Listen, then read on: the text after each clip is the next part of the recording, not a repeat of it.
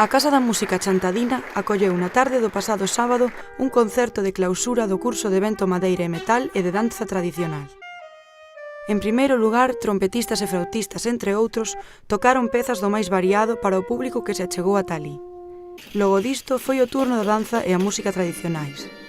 Os máis cativos mostraron os coñecementos aprendidos en danza tradicional, vestidos acorde a elo, acompañados de gaitas e percusión. Deixámolos con algunhas das pezas que soaron na Casa da Música de Chantada o pasado sábado.